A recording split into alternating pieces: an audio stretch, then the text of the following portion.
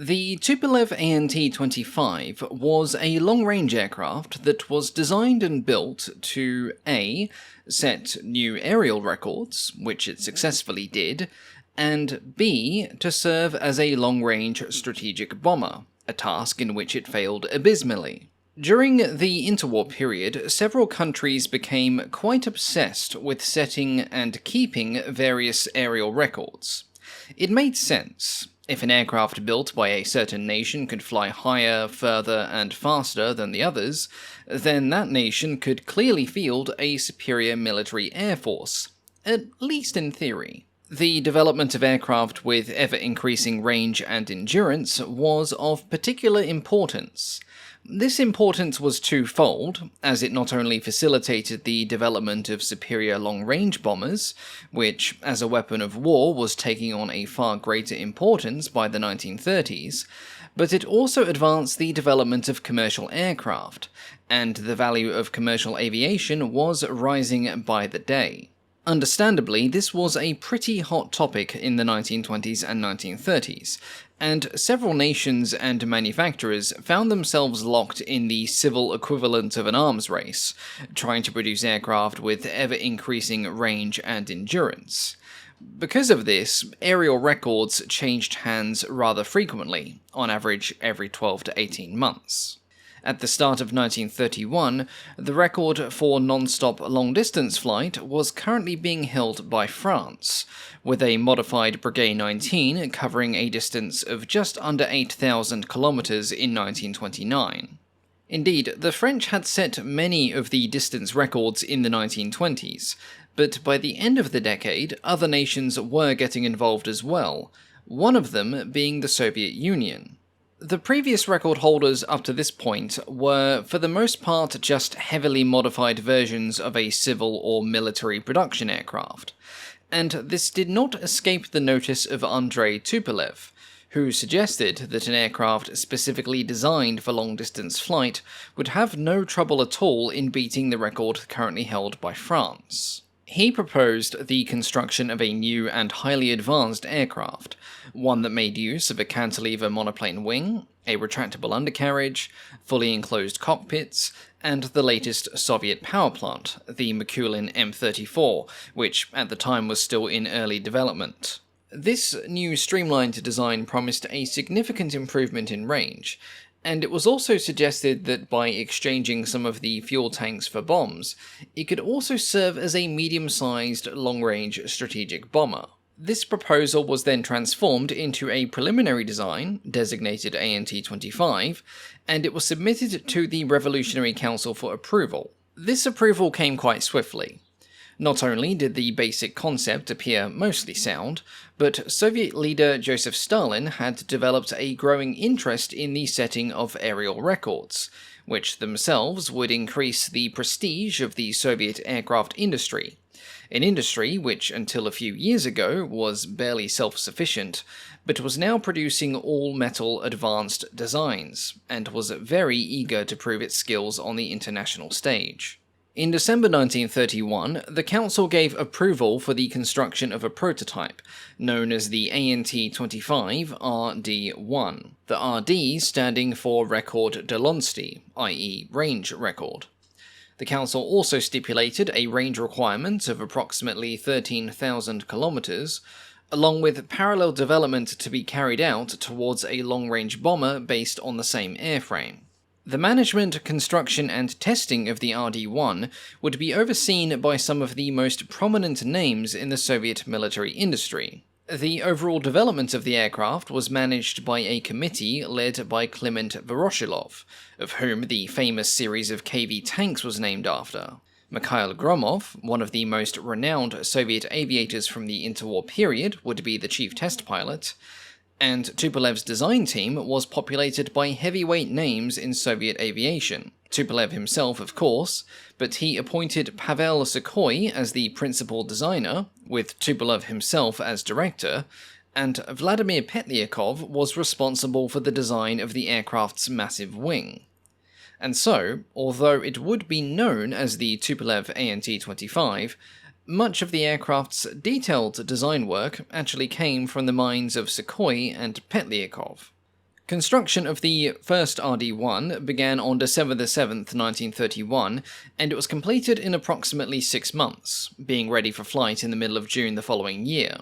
The final design was a remarkably advanced single-engine low-wing monoplane with a retractable undercarriage, and a wing of such high aspect ratio that it resembled a giant metal albatross. This huge wing had an aspect ratio of just over 13:1, a chord of 2.6 meters, and a wingspan of 34 meters. Two-section spars made from steel tubes formed the main load bearer, along with support from a third at the rear of the wing, and these were then further supplemented by torsional strength provided by the internal fuel tanks.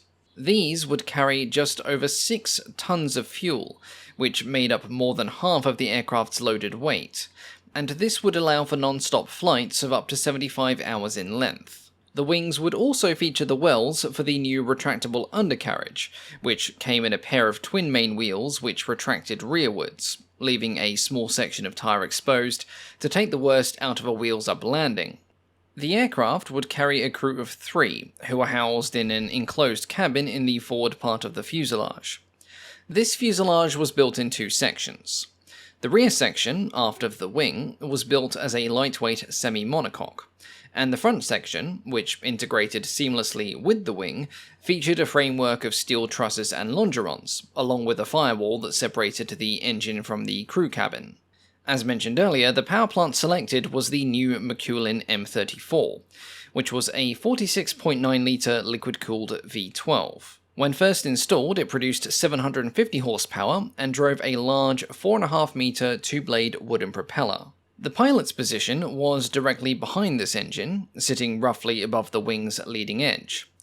Behind the pilot, over the wing's central spar and fuel tanks, was a resting cabin, which contained a bed, and behind this was the navigator's station. The ANT-25 would be fitted with the most advanced flying and navigational equipment of its time. This included an artificial horizon, a gyromagnetic compass, the first of its kind to be built in the Soviet Union in fact, a direction finder, a sextant, and a solar course indicator. Its onboard radio, tuned to a fixed long-wave frequency, could transmit over distances up to 5,000 kilometers, and a ground fix on the aircraft was possible at distances of up to 2,000. Additionally, to enhance safety in the case of water landing over the ocean or a large Russian lake, inflatable rubberized bags were installed in the wings and fuselage to increase buoyancy. Bringing up the rear behind this suite of impressive equipment was the second pilot, who sat in a dome-shaped cockpit. As forward visibility from this station was pretty much non-existent, this second pilot served mostly as a temporary relief for the first, flying only on instruments for an hour or 2 while the main pilot took a quick nap. Of course, he could also take command for longer periods in an emergency if needed. As the aircraft was expected to fly over long distances, over long hours, and sometimes at quite high altitudes of 7,000 meters, the exhaust gases from the engine were piped through the fuselage, and thus the cabin, to provide heating. This was a very welcome addition, as flying in the harsh Russian winter was not exactly pleasant for those who wished to avoid frostbite, but unfortunately this did mean that during the summer months things got a little bit toasty, as the only way to turn the heating off was to turn the engine off. And yeah, you sort of needed that to fly. Speaking of which, the ANT-25 RD-1 made its maiden flight on June the 23rd, 1933, with Mikhail Gromov at the controls. The initial test results were underwhelming. The ailerons and rudder were deemed to be ineffective, making low-speed handling both dangerous and difficult, and Gromov himself complained about a lack of engine power. By September, the original engine had been replaced with an upgraded version, boasting 874 horsepower, but handling problems persisted, and now the engine showed a tendency to overheat. A second aircraft, known as the RD-2, had already been under construction at this point, and following this feedback it was completed with a more powerful engine of 900 horsepower, along with an improved radiator system. Unfortunately, it still didn't meet expectations, and wind tunnel tests predicted a range of just 11,000 kilometers as opposed to the agreed 13,000. Streamlining seemed to be the main challenge. To enhance aerodynamics, Tupolev and Sukhoi modified the design by covering the corrugated surfaces of the wings and the tailplane with linen and filling the valleys of the metal with balsa wood.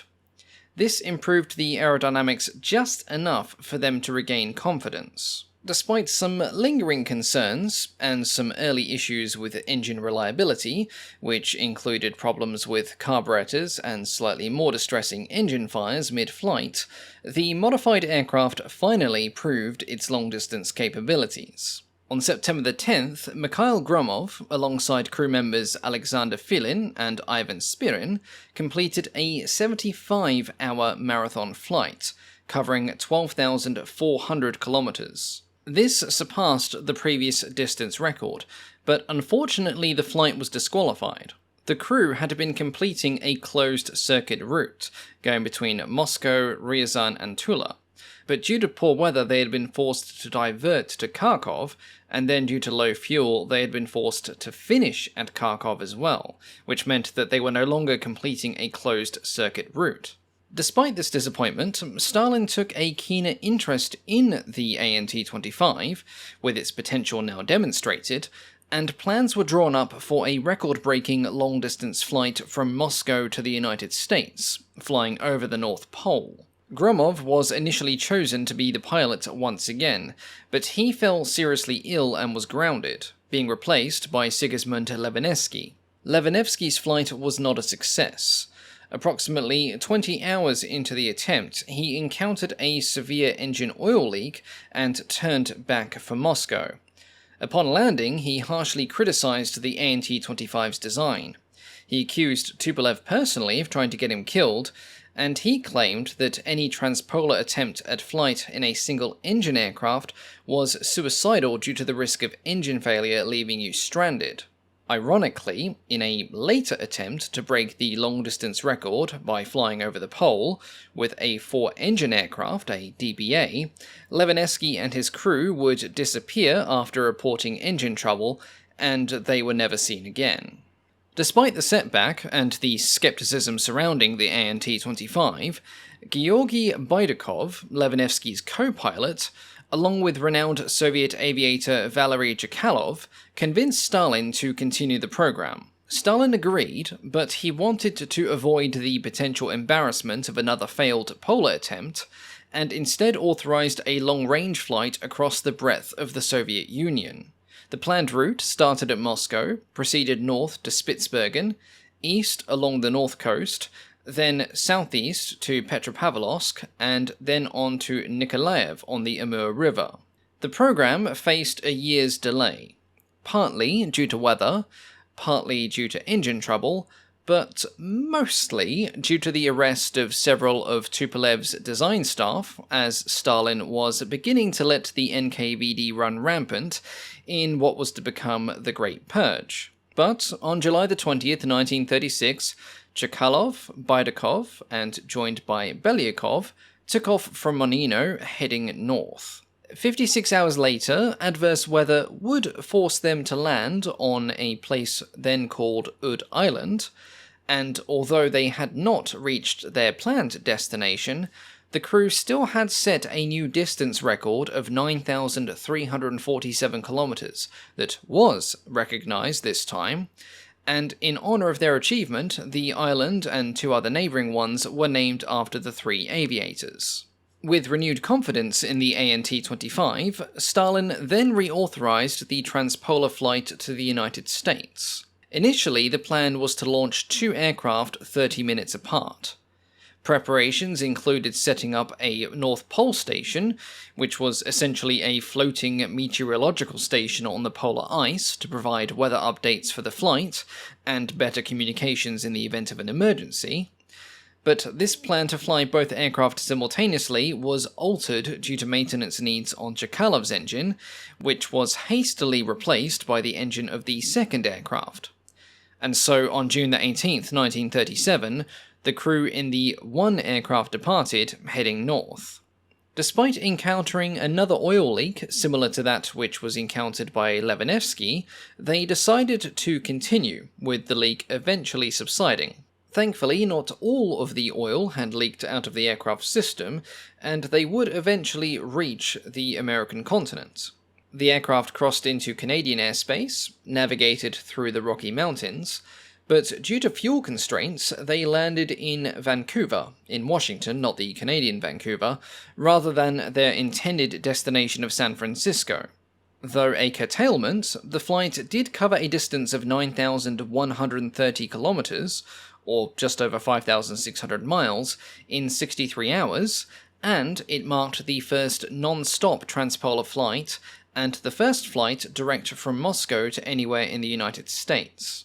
The airmen were celebrated as heroes in both nations, with extensive recognition and awards being given, including a long interview with President Roosevelt after a month-long tour across the entirety of the US.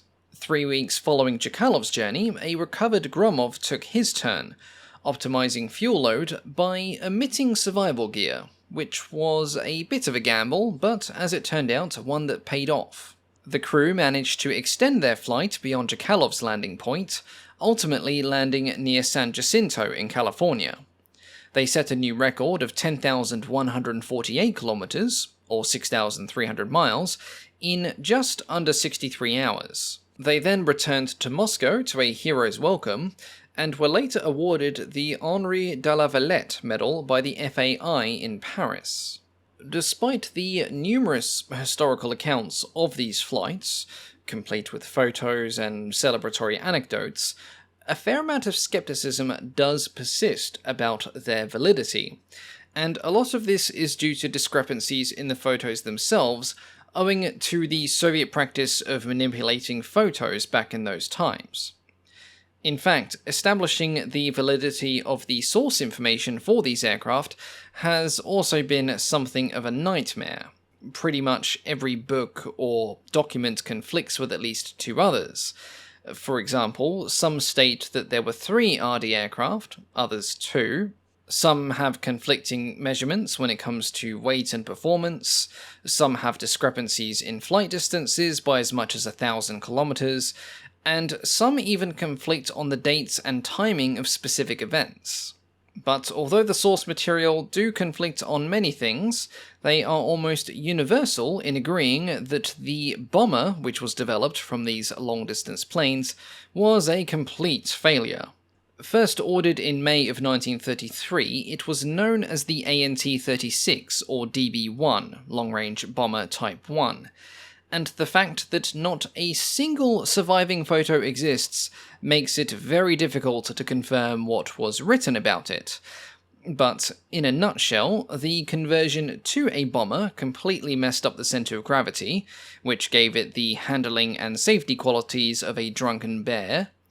It was slower than almost every frontline fighter then in service, making it completely vulnerable. The undercarriage regularly collapsed and had to be replaced with a fixed unit, which further reduced speed and range, and attempts to improve the aircraft by fitting a diesel engine were pretty much a moot point.